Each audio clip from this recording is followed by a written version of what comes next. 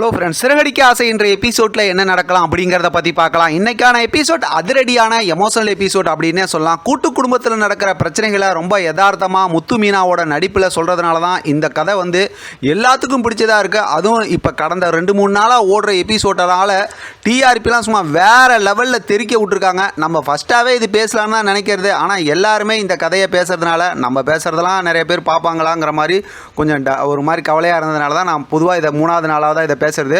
ஆனால் செம்ம சூப்பராகவும் செம்ம ஃபாஸ்ட்டாகவும் ஸ்டோரியை கொண்டு போகிறாங்க. அதான் இன்றைக்கான எபிசோட்லாம் மறக்காமல் டிவியில் பார்த்து என்ஜாய் பண்ணுங்கள். இப்படிலாம் ஒரு கதையை இவ்வளோ சுவாரஸ்யமாக கொண்டு போக முடியுமா அப்படிங்கிற அளவுக்கு கொண்டு போகிறாங்க. இப்போ பார்த்தோன்னா கல்யாணம் நடந்த விஷயத்தை கொஞ்சம் கொஞ்சமாக பேசி எல்லாரும் சொல்லிடுறாங்க. இப்போ முத்து ஆரம்பத்திலேருந்து பார்த்தோம்னா இதெல்லாம் அப்படி நடந்திருக்கிறதுக்கு வாய்ப்பு இல்லைன்னு சொல்லிட்டு இருக்காங்க. கடைசியில் பார்த்தா அருணோட ஃப்ரெண்டு தான் பார்த்தா மீனா தான் கையெழுத்து போட்டு கல்யாணம் பண்ணி வச்சாங்க அப்படின்னு சொல்லி அந்த உண்மையை போட்டு உடச்சிடுறாரு. உடனே முத்து அப்படியே நிராயுத பாணியாக அப்படியே தலை குனிஞ்சு நிற்கிறாரு.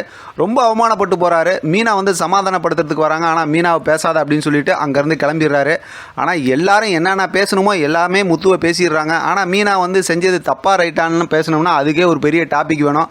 இப்படி ஒரு அவமானத்தை மீனா தேடி வச்சிருக்கக்கூடாது முத்துக்கு அப்படிங்கிறது தான் எல்லாத்தோட ஒரு எண்ணமாகவும் இருக்குது.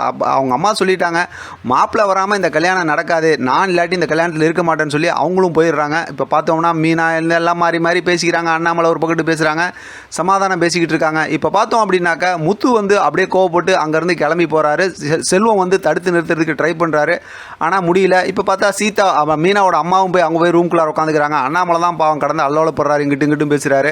இப்போ சொல்லவா வேணும், விஜயா, மனோஜ், ரோஹிணி இவங்களுக்குலாம் ரொம்ப சந்தோஷமாக கொண்டாட்டமாக போயிடுது. ரவி சுருதி பாவம் என்ன பண்ணுறதுன்னு தெரியாமல் இடையில பேசிக்கிட்டு இருக்காங்க. இப்போ சாராய கடையில் போய் உட்காந்துட்டு முத்து 3 கிளாஸில் சாராயம் ஊற்றி வச்சுக்கிட்டு செல்வத்துக்கிட்ட சொல்கிறாரு, இது அருண் என்னை ஏமாத்துனதுக்கு, இது மீனா என்னை ஏமாத்துனது, இது நான் முட்டாளானதுக்கு அப்படிங்கிற மாதிரிலாம் சொல்கிறாங்க.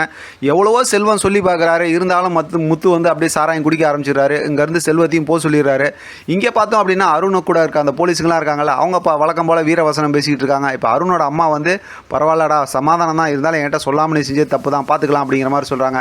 இப்போ மீனா அம்மா கோவத்தில் உட்காந்துருக்காங்க. சத்யா, மீனா எல்லாம் கூட சீதா 3 பேரும் போய் சமாதானம் பேசி பார்க்குறாங்க. இருந்தாலும் அவங்க அம்மா ஒரே பிடிவாதமாக முத்து வராமல் இந்த கல்யாணம் நடக்காதுன்னு சொல்லிடுறாங்க. இப்போ என்னம்மா உனக்கு மாப்பிள்ளை இங்கே வரணும், அவரோட ஆசீர்வாதத்தோடு இந்த கல்யாணம் நடக்கும், நான் போய் கூட்டிகிட்டு வரேன்னு கிளம்புறாங்க.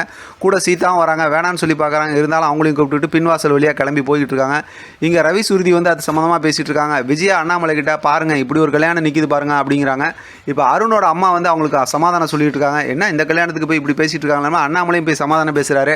அவங்கள்ட்டையும் பரவாயில்லைங்க, எப்படியோ கல்யாணம் நடந்துருச்சு அப்படிங்கிற மாதிரி சொல்லிட்டு இருக்காங்க. இந்த கல்யாணத்தை சரின்னு சொல்கிறாங்க பாரு, கேடுகட்ட குடும்பமாக இருக்குது அப்படிங்கிற மாதிரி விஜயா மனோஜ் கிட்ட சொல்லிட்டு இருக்காங்க. இப்போ மீனாவும் சீதாவும் பின்வாசல் வழியாக வெளியில் வராங்க. அந்த இடத்துல பார்த்தா செல்வம் வராங்க. எங்கே அவருன்னு கேட்கும்போது அவர் அங்கே போயிருக்காரு இப்படின்னு சொல்லி சமாளித்து பார்க்குறாங்க. இருந்தாலும் மீனா ரொம்ப அதட்டி கேட்கவும் அவர் இருக்க இடத்த சொல்லிடுறாங்களாட்டு. அதோட இன்றைக்கான எபிசோட் முடிச்சிருக்காங்க. ஆனால் நாளைக்கான எபிசோடில் இன்னும் சூப்பரான ஒரு ப்ரோமோ காட்டியிருக்காங்க. அதுவும் நம்ம தொடர்ந்து பேசலாம். இதை பற்றி உங்களோட கருத்து கமெண்ட் பாக்ஸில் தெரியப்படுத்துங்க. தொடர்ந்து ஆதரவு கொடுங்க. தேங்க்யூ ஃப்ரெண்ட், தேங்க்ஸ் ஃபார் வாட்சிங்.